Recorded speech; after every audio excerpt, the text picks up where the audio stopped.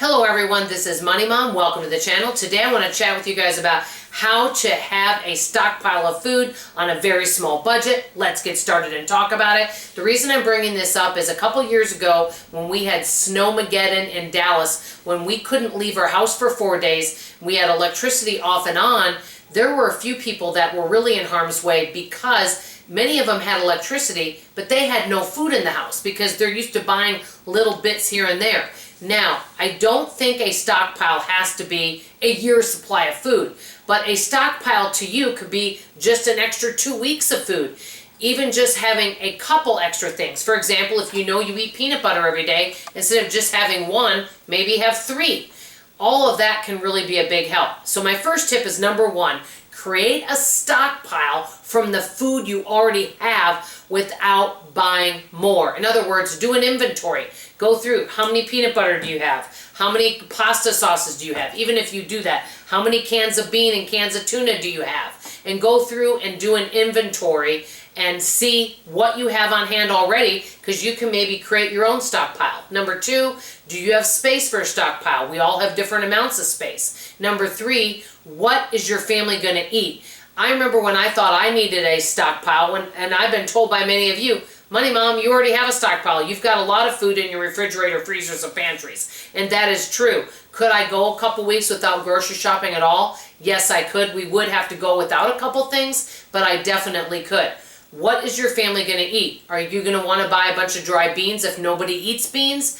And also, you don't want to end up buying more than what your family needs and buying huge bulk. For example, I don't need to buy a 50-pound bag of flour. I use flour, but I don't use it as much, so I'm not going to buy that.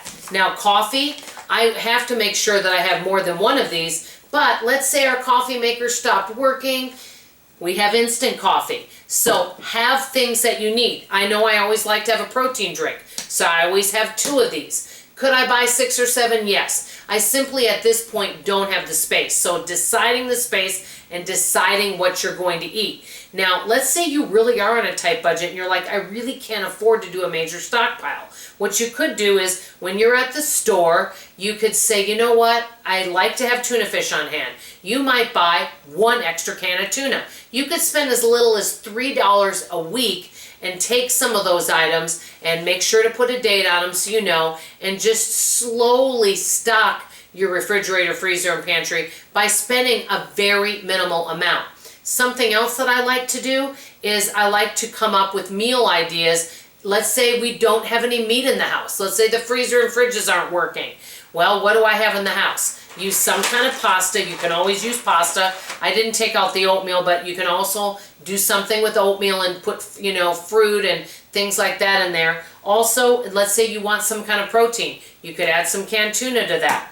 You have pasta, say you don't have meat, you might use some beans in your pasta and use some pasta sauce. You can get really creative, but I think it's really smart to have some breakfast ideas, lunch ideas, and dinner ideas that you always have on hand and always stocked. It's really, really important, though, to put dates on your things and to check periodically. Just the other day, we had some soup that's been in there for a while, and it was the oldest thing in our pantry, and I made sure to use that. So my other tip is make sure to use some of your older items first. Put them in front, or better yet, put them out on the counter and mark them so you actually have your eyes on that when you get up in the morning and you're like, whoa, this is almost expired, or this is expired by 4 months. I got to make sure we create a meal out of that.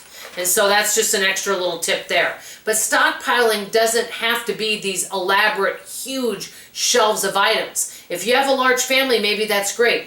A stockpile can just be minimal. It can be something small. I do advocate, though, for people to have at least a minimum of 2 weeks worth of food at your home. I definitely think that that will help. But remember, if you are on a really tight grocery budget, and let's say you only have $25 a week, maybe take $2 a week, $3 of that if you can, and buy some items that you know that you'll eventually eat. Set them aside for a small stockpile, so if you run into a jam where you can't get out and buy food, you've got something to back up with. Let me know what you think. If you're on a tight budget, how do you stockpile for food? And where, you know, if you have any tips and tricks on how to do that on a small budget, we want to hear from you in the comments below. That's all I have to say for now. I love you, I appreciate you, and I sure hope to see you on tomorrow morning's video. Bye-bye.